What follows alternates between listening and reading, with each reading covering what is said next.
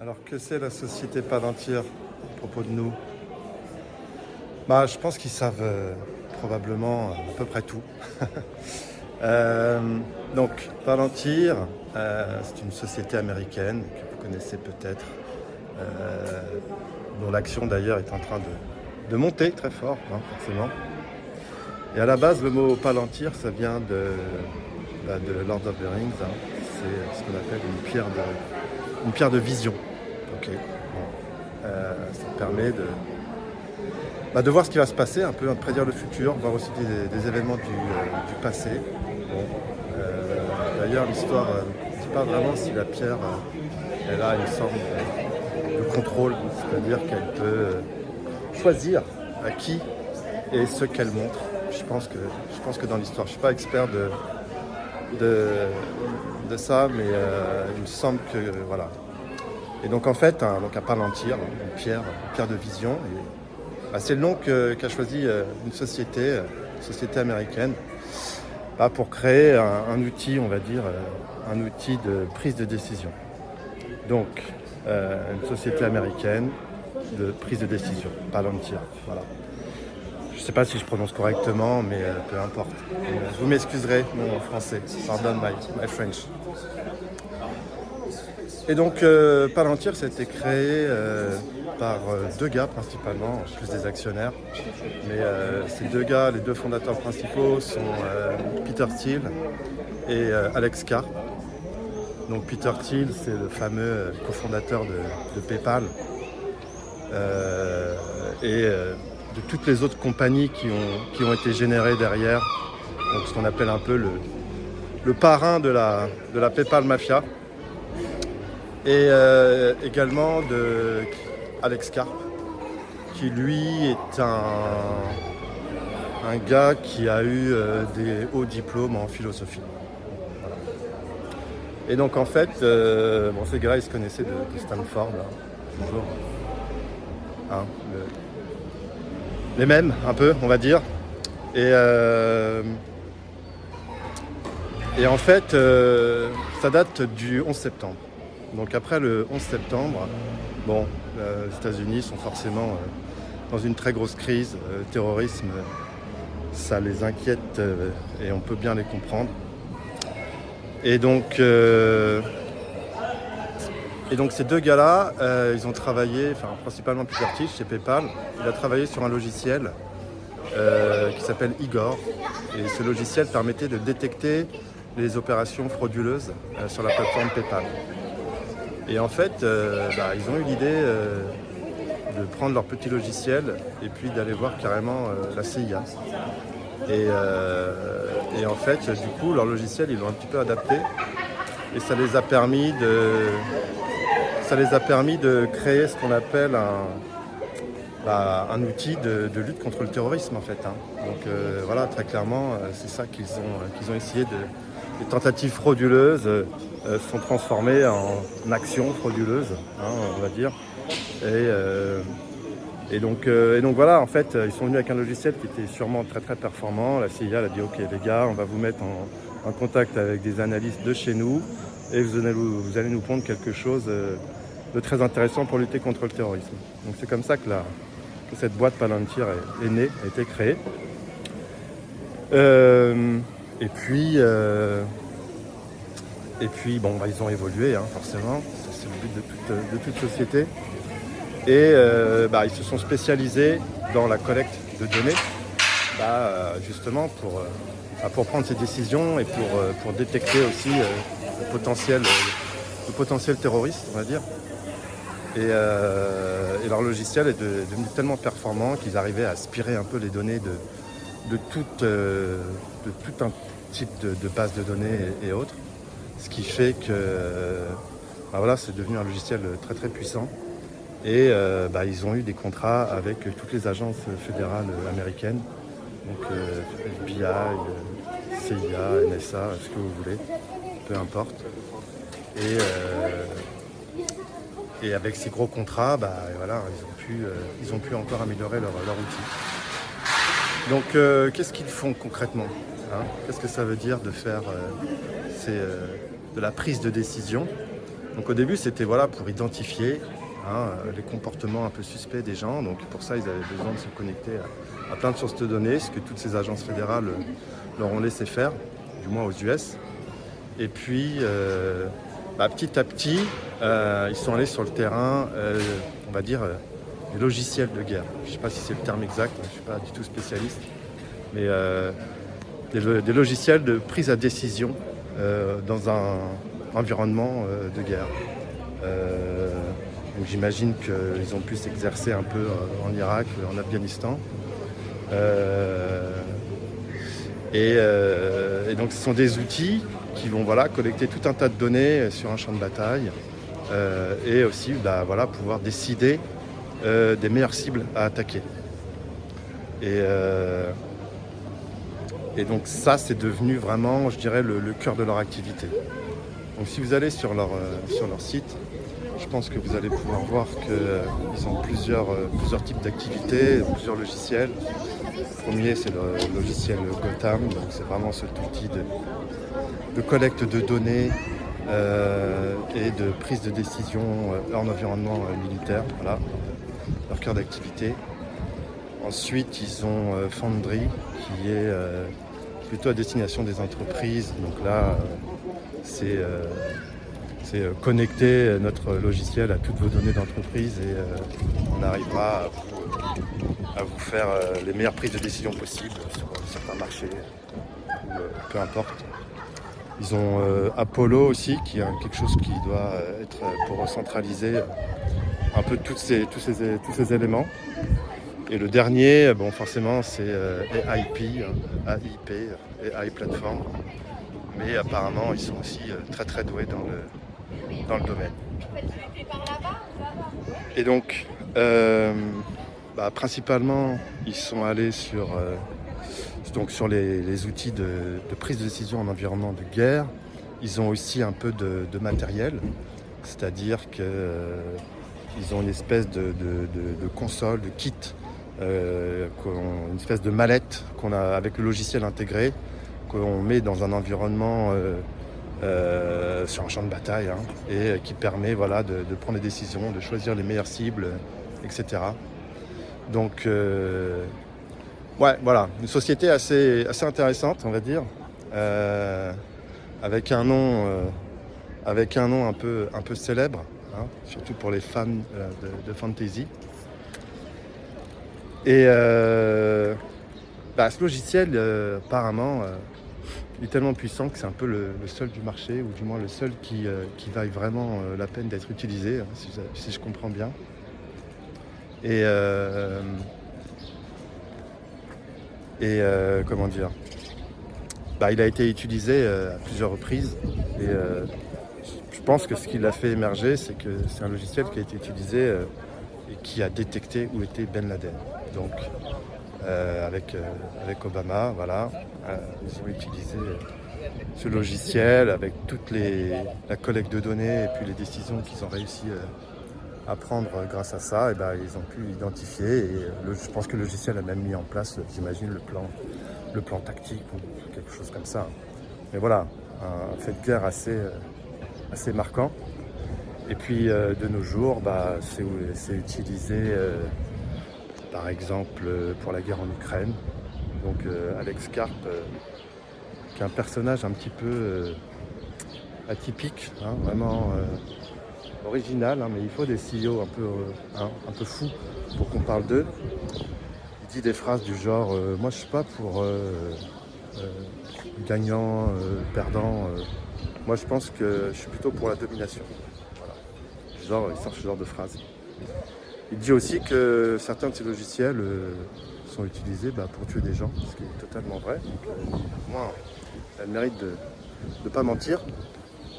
Et donc, pour la guerre en Ukraine, il a rencontré au tout début du conflit Vladimir Zelensky. Et c'est ça ce sont ces logiciels qui ont été utilisés notamment pour piloter les drones, les fameux drones dont on entend beaucoup parler.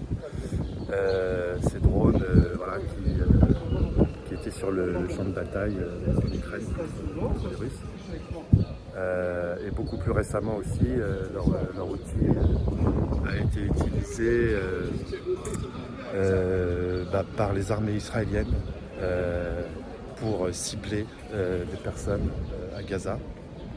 Et donc c'est ça qui est assez grave en fait quand même, c'est que maintenant on a un logiciel, même peut-être une IA on va dire, du moins qui va collecter les infos par lui-même, qui va prendre la décision, qui va cibler des gens en disant que ce sont les meilleures cibles potentiellement, voilà, par rapport à toutes les études, tout ce que j'ai collecté comme info, ce sont les meilleures cibles. Et puis qui va appuyer sur le bouton quoi. Alors de ce que j'ai compris, soi-disant, il y a une personne derrière qui a un quart de seconde pour appuyer ou valider ou pas. Le GI américain aux commandes, même si il a fait Harvard. À mon avis, il appuie, peu importe. Si le super logiciel à 50 millions de dollars a dit ça, il faut y aller.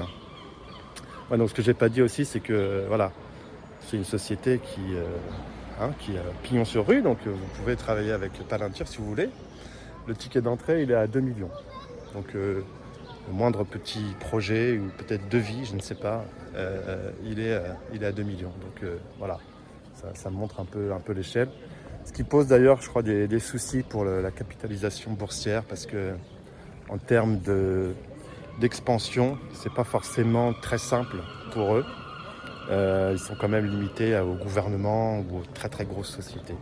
Bon, de ce que j'ai compris encore une fois, je crois qu'aujourd'hui, ils ont une estimation à peu près 200 milliards. Donc ça va, on va pas les plaindre. Et donc voilà, Palantir, une société qui fait des choses assez intéressantes. Alors,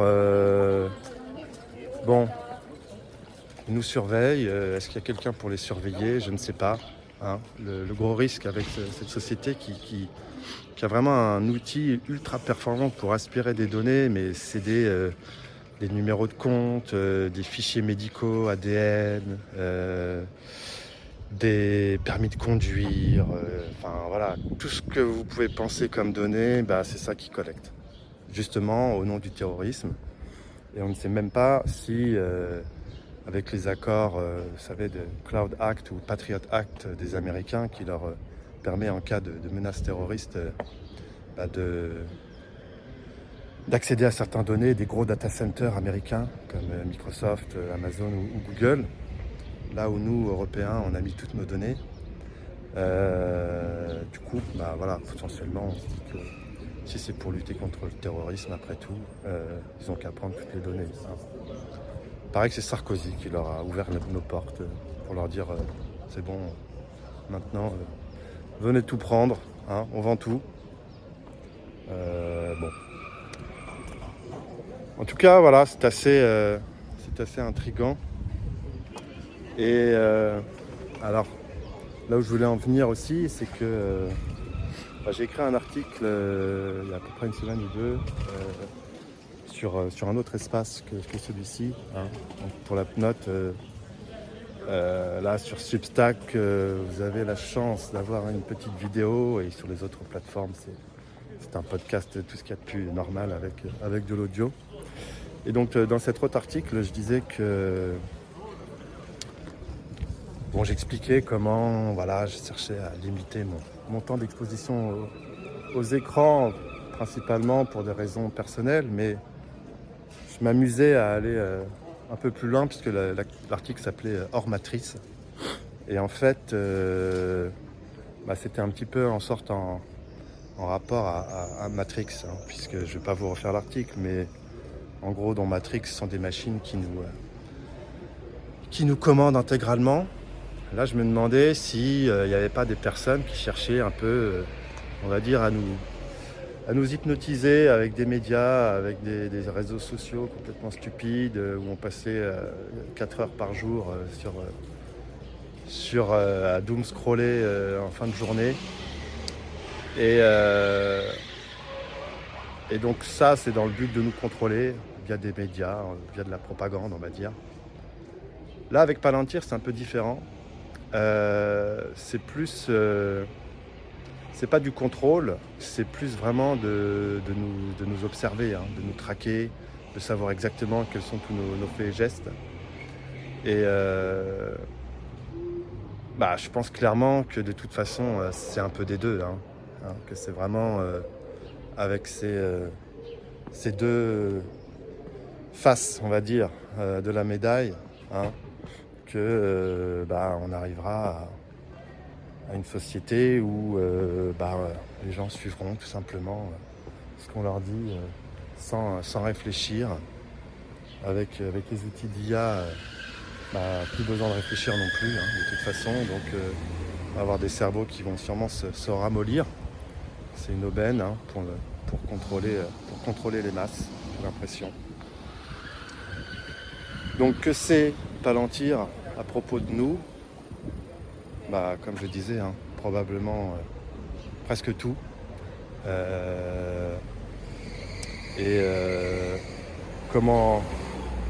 Comment lutter contre ça? C'est une bonne question. Alors pourquoi il faudrait lutter contre ça après tout? Je sais pas. Peut-être que finalement les gentils américains sont là pour nous protéger et qu'ils n'ont que des bonnes intentions, ce qui est tout à fait possible.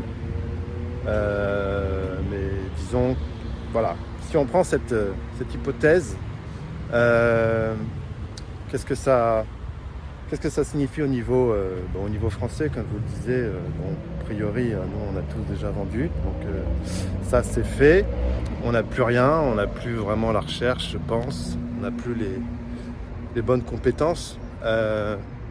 Une des preuves pour un peu illustrer ça, c'est que après les attentats de 2015 en France, on a fait appel au logiciel Palantir, qu'on a utilisé également, puisque a priori ça semblait le plus performant, le seul, l'unique. Et aux dernières nouvelles, en 2019, le contrat a été reconduit. Donc comme quoi, en Europe on n'a pas encore vraiment d'outils pour lutter contre ça. Mais disons qu'il faudrait qu'on arrive à mettre ça en place. On a manqué l'étape du cloud, on essaye de faire du cloud souverain, c'est très bien. Mais pour l'instant, on ne voit pas vraiment d'avancée. Et puis, on se rend compte que cet outil, ce logiciel peut faire une grosse différence sur les champs de bataille, sur cette guerre, on va dire, plus virtuelle, où ce sont des drones qui se bombardent, où c'est des logiciels qu'on essaie de se hacker. Bon, j'ai pas l'impression qu'on ait vraiment beaucoup de répondants au niveau européen et ne parlons pas de la France. Bon, donc comme on dit, on a les politiques qu'on mérite. Mais je pense qu'il faudrait vraiment arriver à se réveiller. Et à notre petit niveau, on a des actions qu'on peut mener à notre petite échelle, comme cette écologie, on va dire, où on doit appliquer nous-mêmes en allant recycler nos petites bouteilles vides. Mais je pense que à défaut, on va dire, pour l'instant, c'est ce qu'on peut essayer de faire. Même si je pense qu'il faudrait essayer d'aller plus loin, mais on en reparlera peut-être une prochaine fois. Alors pour conclure, je ne vais pas vous dire qu'il ne faut pas aller sur les réseaux sociaux et il ne faut pas utiliser des outils à base d'IA. Ce serait complètement stupide. Même si vérifier son screen time me semble ne pas être une mauvaise idée un peu pour réaliser ce qui se passe. Donc en tout cas voilà, c'est pas qu'il faut tout arrêter ni d'essayer de diminuer voilà, c'est pas ça je pense qu'il faut retenir. À mon avis, ce qu'il faut retenir, c'est que il faut essayer de se rappeler qu'on ne vit pas dans une simulation et qu'on ne vit pas dans cette machine qui s'appelle Internet. Donc je pense que le plus simple, c'est de se rappeler que c'est la vraie vie, hein, ce qui se passe dehors, qui nous intéresse. Et comme je disais dans l'article précédent, le plus simple à mon avis, l'acte militant, c'est tout simplement peut-être d'aller marcher. Voilà. C'est ce que je fais généralement dans ce podcast. Pour plein de raisons, je trouve tellement que c'est une activité sous-cotée, mais voilà, ça libère l'esprit, ça ouvre de nouvelles perspectives, ça nous permet de régler, de trouver certaines solutions. Et puis surtout, ça montre que voilà, hein, on vit vraiment dans ce monde et on ne vit pas dans cette simulation qu'on voudrait nous vendre. En tout cas, ce serait la conclusion que je voudrais retenir. Essayer de ne pas me faire écraser quand même. Hein, donc là, je suis dans la vraie vie, je suis pas dans un jeu vidéo. Ça serait dommage. Donc voilà, hein, on n'est pas dans une simulation, on ne vit pas sur Internet. Allez marcher dehors, c'est mon acte militant. J'espère avoir parlé haut. C'était le haut-parleur.